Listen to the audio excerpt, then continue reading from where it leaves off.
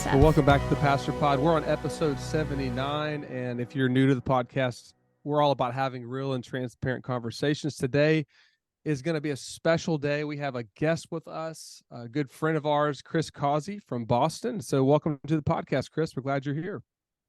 Glad to be here. And one of you is wearing a winner's hat, so it's even more excited to be here. And we know who that is, Josh. We know who that right. is. Even if you're not watching the podcast, you know who that is. That is me. I'm the winner. Josh, I think more people voted for my my list last week than yours anyway. Yeah, I think you won.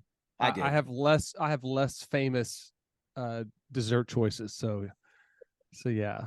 Chris, last week we did a combination of the top 5 desserts that we would choose. Chris, I got to ask you, when it comes to desserts, you may not eat a lot of desserts. I know you like to run and things like that. When it comes to desserts, tell us. I know people are dying. People tune into this podcast just to hear this answer. What is one of your top desserts, your go-to? Hard for you to pass it up when it comes to desserts.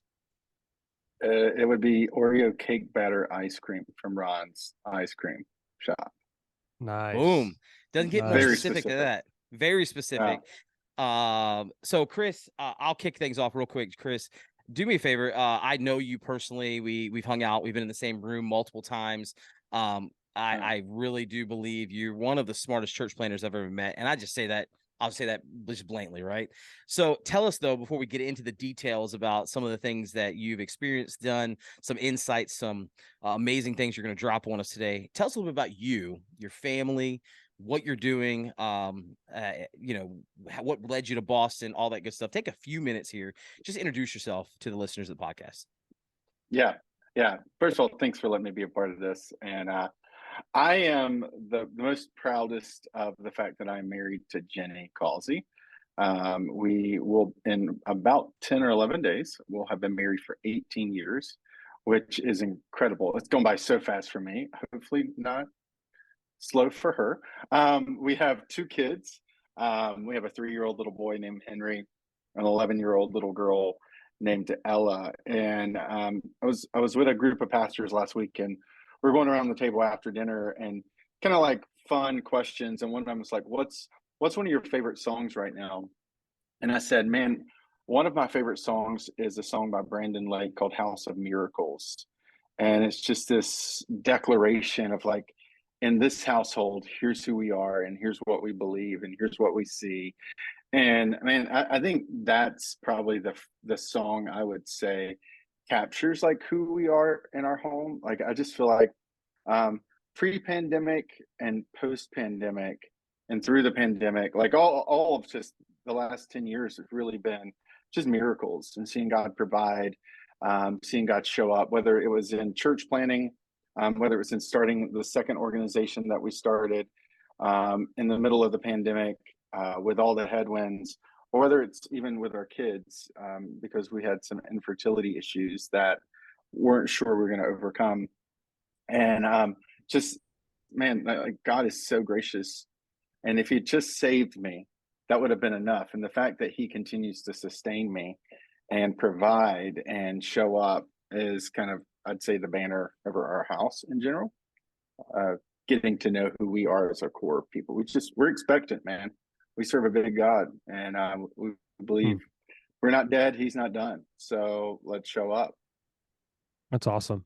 So when it comes to really your heart, it's been so clear just the times we've been able to connect that you have a passion to reach people that are far from God. And your church is Encounter Church up in the Boston area. Of course, you and Jay were able to hang out back in the day when he was up there. And so when we talk about church planning, we talk about leadership, we talk about coming through COVID. You just mentioned that you started another organization. You could talk about that some as well. But when it comes to all of that, one thing that I've picked up from you, and I know Jay probably knows more of this in real life. I remember back when I was at church at the Springs, you came in and did you spent time with some of our staff. And I remember you walking us through your vision as a church. I even found some of those notes the other day. Did you know that? I went through some old notes. I was like, it said Chris Causey, and it was really just good stuff on your values as a church, but also how you make decisions and how you reach your community. And so with all that said, you have an ability to really deal with problems and make really wise decisions. I think that's one thing that you have a gifting from the Lord. So I think that's really helpful for pastors. Like, how do you problem solve? How do you deal with when things go wrong, when things aren't easy to figure out, when you're dealing with planting a church and raising money, and you're dealing with people, and then you're a dad, you're a husband. I want us to talk about that today, because you have that gift, and we want to learn from you.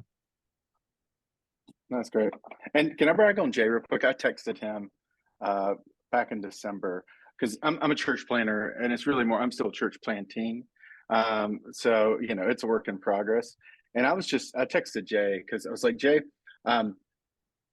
not too many people can start something and step away and it still continues. Like, that is, I think, a real evidence of like having started well. And there are days where I wonder, man, if I stepped out, would the wheels fall off? Like, could this thing keep going? And so Jay's a stud, and just when he talked about us being in Boston together, it's one of the things I privately have bragged on him about, and publicly I want to just say that to him, because I stand amazed that it stays. I want to just mark this down. You called me a stud, and I want my wife to hear that, because I want people to know that I'm no. Chris, thank you. I have trouble taking compliments. That's just a pet peeve of mine. But I thank you. And what Josh is talking about here is, Chris, you are a church planter. You're learning to church plant. But there's a saying that you said, and I don't even know if you remember saying it. It was early on part of Encounters DNA. It's like, be known in your community for what the value you add, not what you take. That is something that has stuck with me. And again, it's things like that, these nuggets that you've dropped that have been so influential. They're influential on even what I'm doing in Florida, because I'm church planting again in Florida. Those things have really drastically changed the way I think about church planting. So without further ado, please, let's lean into this a little bit. Okay. You are the ninja of problem solving, I feel like, right? You know what you're doing. So hit us up with some insights of how you come along with that process. What does that look like in your life when maybe even go back to when you had to pivot during COVID and start another organization. So talk to us, Chris. Teach us. Yeah. So one thing I think I'd say to start, if anyone was like, man, I feel like I need to get better with problem solving, and which everyone should be, because leadership is problem solving. I mean, that is what defines leaders, is that ultimately, in the day, you're the person who gets brought the problems that no one else can solve. And it's those that we don't resolve, or the ones that we don't discover in time, that oftentimes derails or even kind of delays the vision in our organization coming to life. So I think right after becoming a Christian, I realized that God gives every leader a freebie if we're willing to ask for it. And in Old Testament and New Testament, you see this gift of wisdom. And James makes it clear, if you lack it, ask me for it. And the fact that someone like Solomon, who asked God supernaturally, give me wisdom, and Solomon, like, in today's world, would be an impressive dude with what he did, but in the ancient world, I mean, it was so, like, I mean, just miles ahead of what anyone even had a box for. Like, global leaders traveled to him in a day when global leaders did not travel, because of his just notoriety and ability to solve problems and to think through things. And I think as leaders, I mean, I pray for this every single day, multiple times. I pray this over my kids, asking God to give them wisdom, because I think in a day, in a culture where, with Google and artificial intelligence, we have never had so much knowledge and information at our fingertips, while simultaneously having a complete void of wisdom. And wisdom and knowledge are two separate things. So one, I'd say, man, make it a daily part of your prayer. God, give me wisdom, give me supernatural insight, help me to understand the days that I'm living in. I think that first posture kind of keeps you anchored, because you can't really walk around with a swagger that somehow you're special if you know that your reservoir and your well is that and I've been a Christian since August 7th, 2001, and we're in 2023. I've been asking for wisdom for almost every single one of those years that I've been walking with Christ. So, like, that's my well, right? That's my anchor. And then I think another thing that helps me posture wise is I don't want to be a problem solver. I want to be a problem finder too. So, like, having that proactiveness that comes where you're like, okay, I'm not going to react to problems. I'm going to proact. I'm going to find them and solve them before people even discover that there's a problem. And I think that's what probably both of you have done. And honestly, I mean, when we stand before God in account of our leadership, it's probably those decisions that the world never sees that we're going to be most rewarded for. Like, when you think about the number of times that nuclear war has been averted, or something that could have happened never did because someone solved it and we don't even know about it, I think that's what is a mark of great leaders. And so that's, for me, those two things help me. I'm not afraid of problems.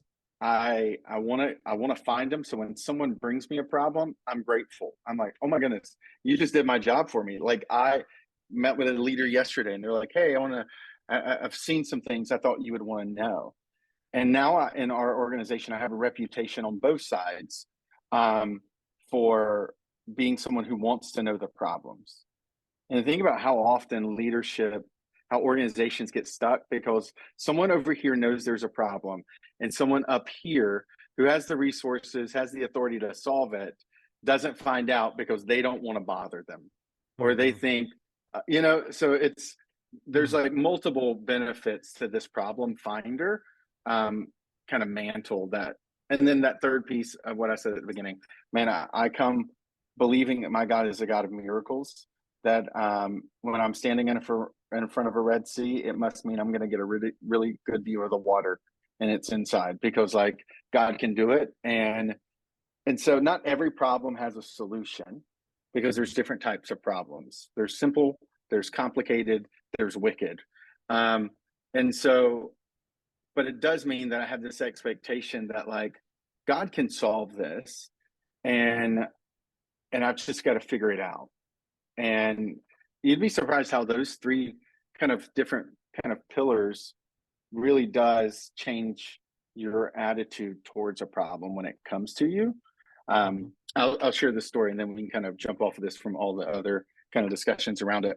One of my favorite stories in the Bible, and that was really influential for me during the pandemic actually, was Mark chapter 2. So you get these guys who have their friend, and he's, he can't walk, and we don't know how many there actually are in this group, but we do know that I think they show up carrying their friend because they have bought a one-way ticket. Like, they brought him to Jesus because they think they're not going to have to carry him back. And yet when they arrive there, they come to the house, and it says that the house, like, it's full and the doorway is blocked and people are crowding around. And what's fascinating is that they don't look down and say, hey, sorry, buddy, we tried. Which is like, honestly, man, if I had friends who carried me all that distance, even if the door was blocked, I'd been like, man, I am blessed. I got friends who carried my fat body all the way from that town to this town, and because they loved me. But they don't say that.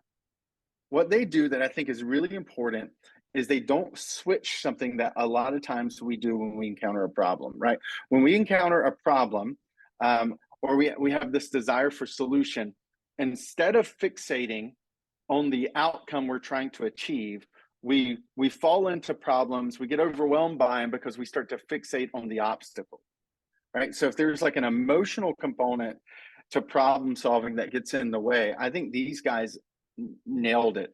They were not fixated on the obstacle. They were focused on the outcome. And the outcome was that they were going to walk out of that house with their friend, and for the first time together, walk together, right? And so going into the pandemic, it was really easy to see the obstacle. You guys live in Florida, which is a state that has received so many people from all around the US, right? You guys exploded population wise. Massachusetts was the 5th largest exodus state in the nation. And so many people moved. We lost 60% at least of our church in an exodus, people relocating, moving. And in church, I mean, it's like one step forward, you feel like 2 steps for every person who comes in the door. It's like, man, that was like months. That was hard work. But yes, like we're growing. And to see 5 years of growth just wiped away and being like, oh my goodness, do I have 5 years in me to redo all of that just to get to a place that I've been before? Like you feel all that emotion. And it was like, I'm looking at Mark chapter 2, and I was like, those guys, they got it. They didn't go carrying their friend to walk through a door. They went carrying their friend to put him in before Jesus. And if the door was blocked, that didn't mean their mission had failed. It just meant they needed a different portal to get in. And for me, it was like, okay, what's the outcome? The outcome is to shut down hell's embassy and to close the gates here. And so it's like, okay, well, then if the outcome is still what we want to see happen, then what would it mean to try the roof? If the door's closed, that's okay. Jesus is still in the house. How do I get in the house? So it becomes an issue of how, not if. And I think that's a really big process for me is I want to figure out what is the problem? What's the obstacle I've got to overcome? Like get really clear on that because most of us don't. And then once I have a clarity around the obstacle, then I can start to see some opportunities. I can start to see some other paths around it. And it starts to become a matter of like, how can I do this? Not if I can do this. And does that make sense? Does that help kind of in how mindset wise? That's typically what's going on underneath the surface when I walk into something. I'm going to ask a ton of questions. And I'm not going to assume that what's being told to me is the problem. I'm gonna assume it's one of the obstacles that they've bumped up against that alerted them to the problem. So now I'm like, okay, this individual is really upset with you. They're frustrated with you, and I'm hearing they're like, well, they're always like this. They always say these kind of. I'm like, okay, so that's the obstacle you bumped up against. That moment of conflict. Then instead of reacting, I'm going to get proactive and I'm going to start to ask questions to say, okay, is that the problem? Or is that just a symptom of the problem? And then once I feel like I hit solid ground, I figured out, okay, that's the core of the problem. Then it's like, perfect. Now I can attack that. And so those kind of things are always popping through my brain. And then the last illustration, you guys can drill questions in this, see if it makes sense, is I think that we oversimplify, especially in the people world, our problems.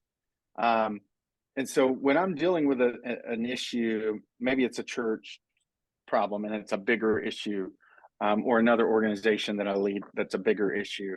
I'm like, okay, is this, to use a fish tank analogy, is this an issue with the fish or is this an issue with the water? And a problem with the fish, it's really obvious. It's usually clear. It's usually a simple problem. It's like there is a solution there, and here's the problem, and it's like a 1-to-1, and I just need to do it, right? And maybe there's a little bit of expertise, or I need to reach out to call someone to come to repair something, or have a hard conversation. But it's like 1-to-1. It's simple. It's the fish, and then there's the water tank, and the water tank. The fish doesn't see the water; it's invisible, and that could be, that could be a cultural issue within the organization. Like, are we a culture that welcomes people when they walk through the door? Are we a culture that's more insular and more focused on our needs than the needs of the community? And like, that's a different kind of problem to solve. And if you walk in trying to treat the water the way you try to treat the fish, you're going to get frustrated. So anyways, I've been conceptual. To kind of pack that in, you tell me what's confusing and we can kind of press into it. No, I think Chris, this is exactly what I remember about Chris Causey is you really do think about it from all these different perspectives, which is there's great wisdom in doing that, rather than almost going in with tunnel vision and only seeing it one specific way. You're like, hey, is it the fish or is it the water? Is it this or is it that? And being around the table with you, I could see your mind working in this way and coming up creatively. So do me a favor, and I want you to think through, give us an illustration. You've hinted around another organization, and maybe you're not accustomed, maybe you don't want to talk about that other organization, but give us an illustration about how a problem you saw, and then how you went about solving it. And I think if you can talk about the other organization, I think that's a great one, because that has been something that I know was out, like you were like, hey, I think this is actually a great solution to a problem that I saw. Can you walk us through how your mind went there and how you did that? Because I think putting tangible legs on the things you're saying will help bring it all together. Yeah. That's good. So one of the problems that so before I jump to that one, this is something that, like, around take off my pastor hat, my family hat, we do this at night, sometimes around our dinner table, to give you one of, like, the ways that I do this, is that my daughter or son will ask everybody how their day was. And my daughter's been having some relational issues at school with, like, some sideways, sometimes bullying, sometimes just immaturity.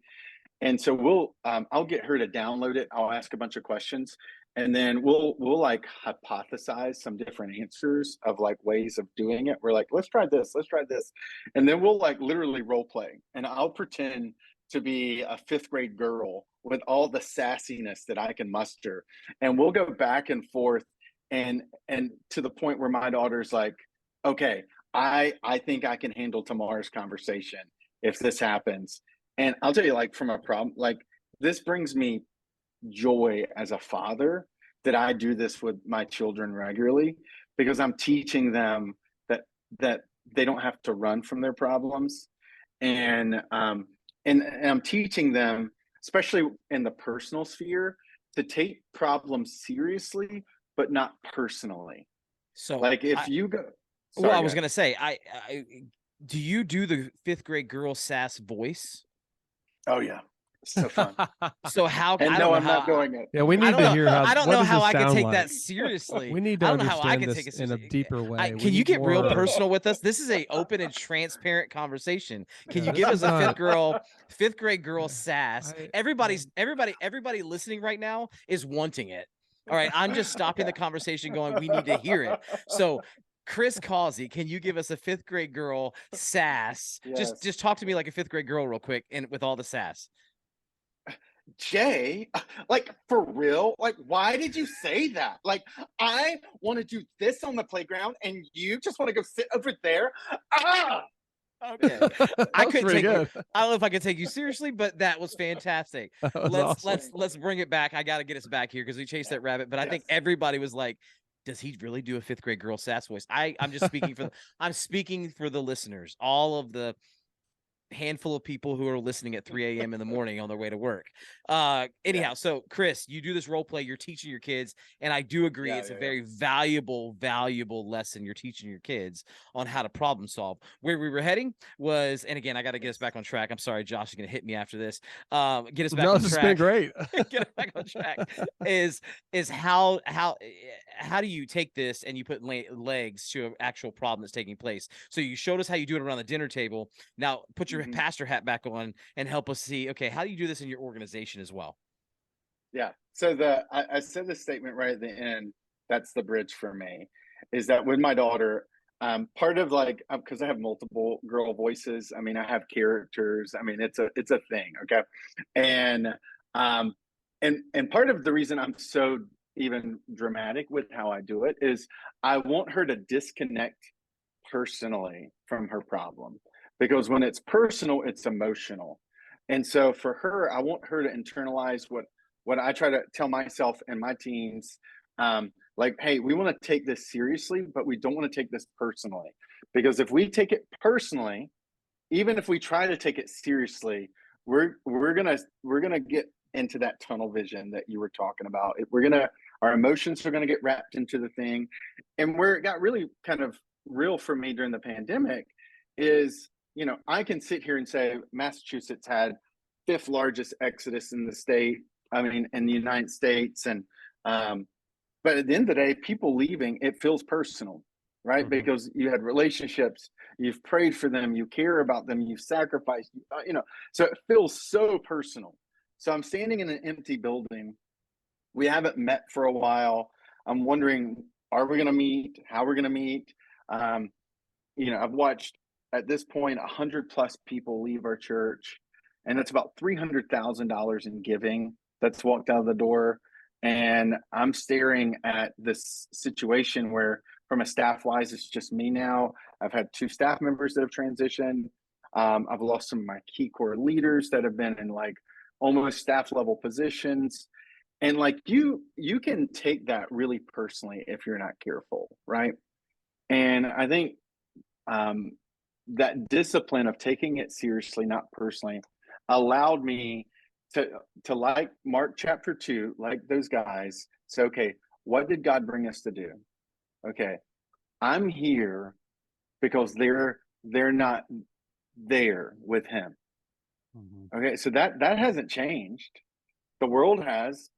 And okay, so what's in the way? Why am I feeling so overwhelmed? It's like, well, because I'm standing in a 10,000 square foot building that's empty, that I'm not even sure financially is the wisest move anymore for us. And so, and then my brain, do I start jumping to things through, can we get out of a lease, like, relocation? Like, do I think just completely transitioning organizationally?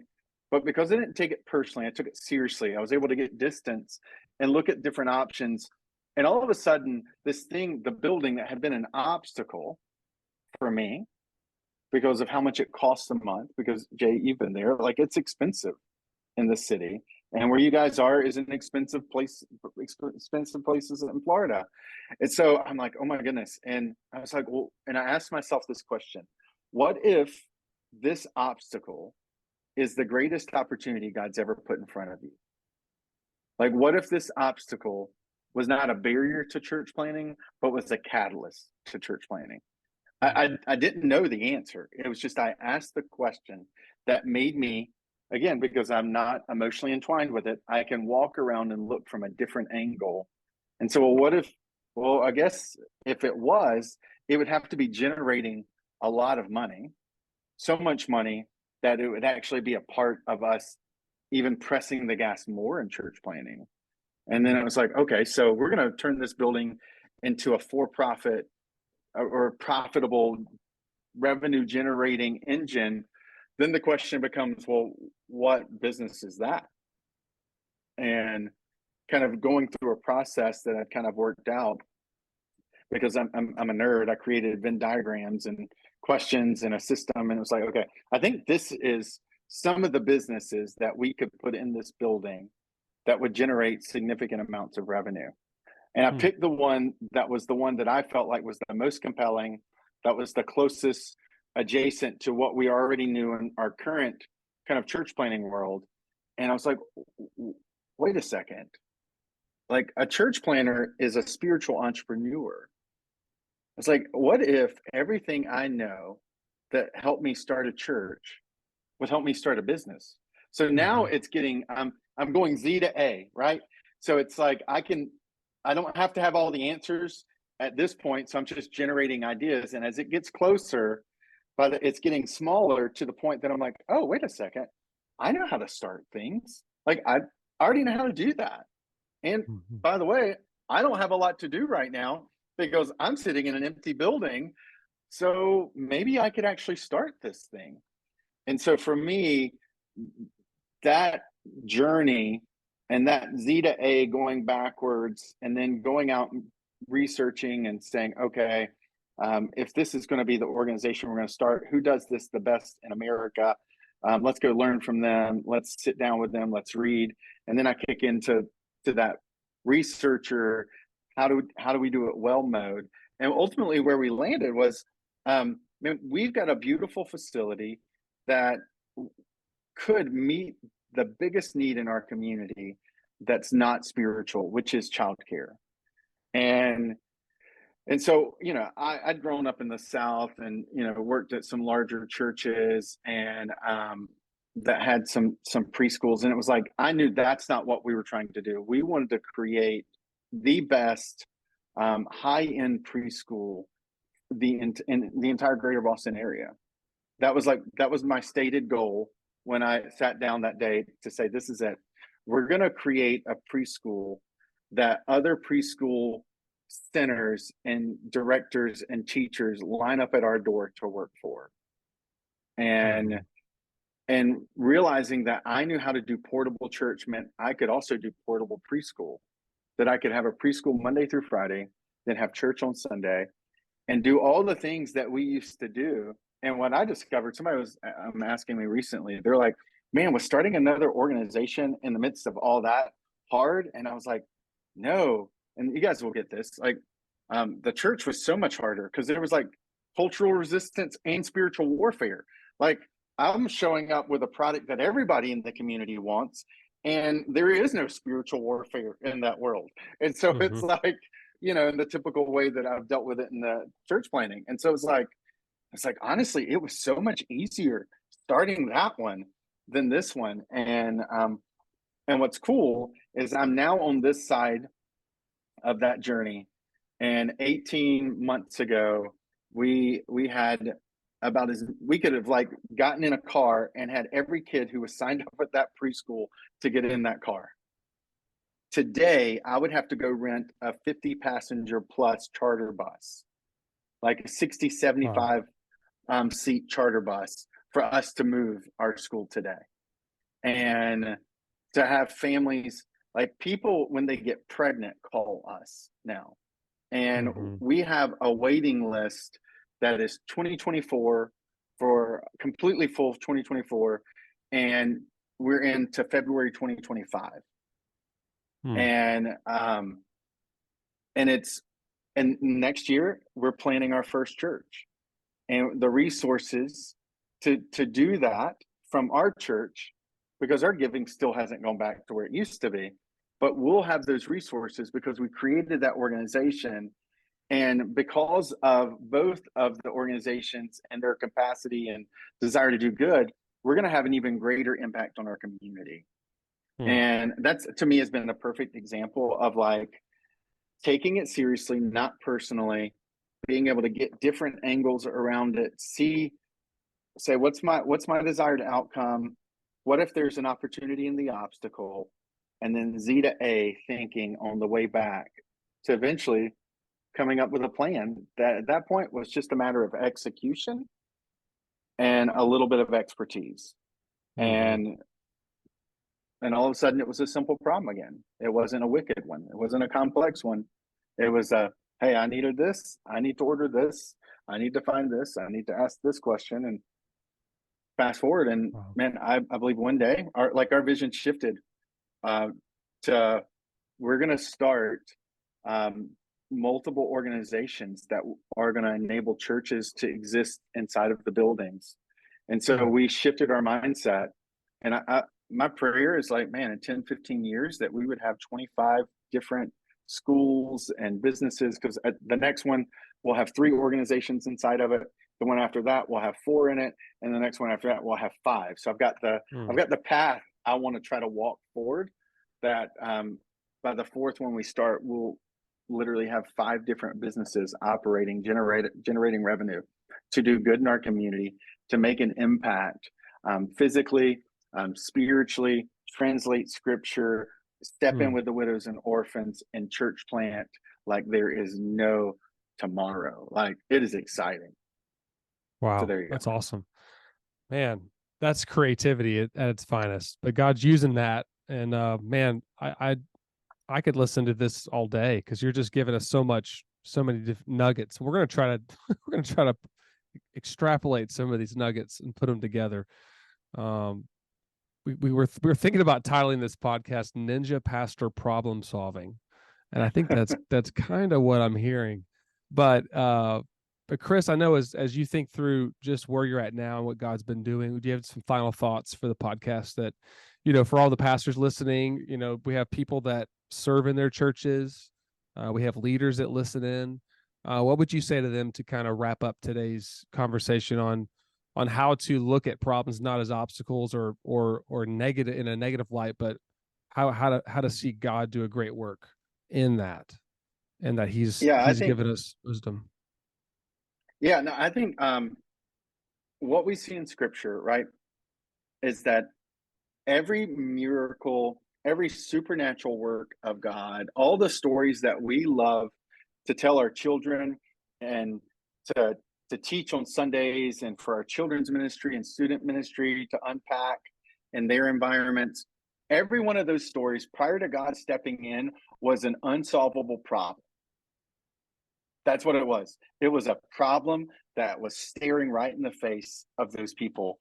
And I would say to us as spiritual leaders, who are thermostats for our organization, who are examples for the people who are looking at us, and we're the guides to the people following us to become more like Jesus, right? To change our heart and posture towards problems, and realizing that, some of the problems that you've been running from is actually God trying to do something inside of your church. Like, what if we started seeing the problems that we are dealing with, the problems that are being brought to us, as divine, supernatural providence, like God is at work, right? I think we would probably change our posture towards problems if we thought God was up to something through them, and to become problem finders, not just problem solvers. Because I think you can get lost in the story of like, man, I would have never come to that, or I would have never thought about, and it's like, probably you would have, had you been in my context, in my situation, staring at what we're staring with, thinking the way that I just said to think. Like, you would have probably landed, and you might have even come up with something better. It's the posture that I think is more important than even the process.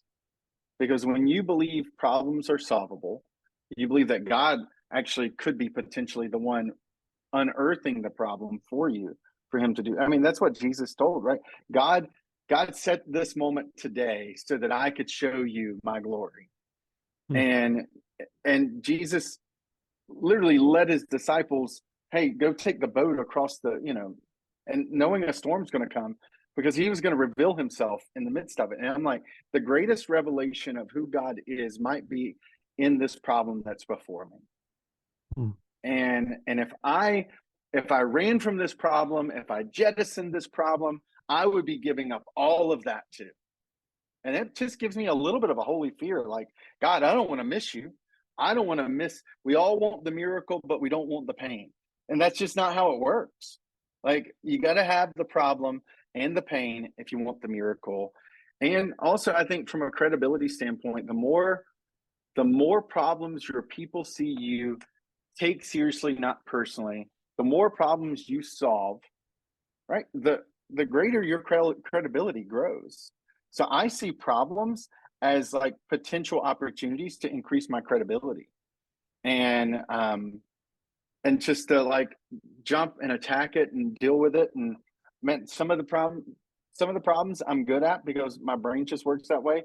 There are other problems that I'm not good at that I've had to learn through some painful lessons of like, hey, don't be conflict avoidant, because if you're conflict avoidant, right, it's like, it's just cancer, and it's going to grow, and you got to deal with it. And so I've had to learn those moments on the other side. Mm-hmm. And it's helped to shift my heart. You can always read books. I think reading is great. Asking people what they would do if they were you, like, that's the thing. It's like problem solving. If you've got the posture, then all of a sudden you're willing to sit down with people who are smarter than you and say, how would you tackle this? Mm-hmm. Right. And so you don't even have to be smart to be a good problem solver. You just got to want to problem solve. And the people around you can do that. And for those who really want to get super intense with problem solving, you guys have been around like SWOT analysis and the 4 helpful list, and premortems and analogous thinking, all these things that people get paid a lot of money to come into your organization and do that really isn't that complicated. So there are those more advanced things, but oftentimes it comes down to like, let's find it, let's believe God's in it, God can do something with it, and be afraid to like create a culture where people don't bring you the problems, because I think that's terrifying. Just be curious, ask questions. And that, I think that would be my heart. Just, I pray that I would be the guys in Mark chapter 2, not the people whose stories never got told because they showed up, it was crowded, and they left. Right. So that would be my heart in the conversation. Well, Chris, that is this is good stuff. A lot of information here. Hope you were taking notes. If you weren't taking notes, the good news is it's recorded. You can go and listen to it again. And especially go back to where Chris did his famous 5th grade girl voice. And let that inspire you the next time that you're faced with a problem. No, in all seriousness, Chris, this has been really good stuff. I know personally from a church planner's perspective, you were ahead of me in the game when I moved to Boston. You're still plugging along. There's a lot to learn there. I get inspired every time I talk to you and you're like, hey, today I'm going to take a tour in the backstage of Disney World because that's going to benefit me as well. So there's just a well-roundedness to where you're able to draw. I feel like you come from an attitude of I can learn something from anywhere and anyone. Yes. And that is a true sign of a leader, but it's also, I believe, a key ingredient to being a problem solver. You surround yourself with enough people who learned how to overcome things and do things and create space for amazing things to happen. And all of a sudden, it starts to drip a little bit and you start to absorb some of that and you get to replicate it. And so, Chris, thanks for being on the podcast. Thank you. I'm just encouraged again. Josh, it's always fun to be here. So from Josh, Chris, and myself at the Pastor Pod, thanks for listening in. Hope to see you back here next week for another edition of the Pastor Pod. Have a great weekend. See you next week.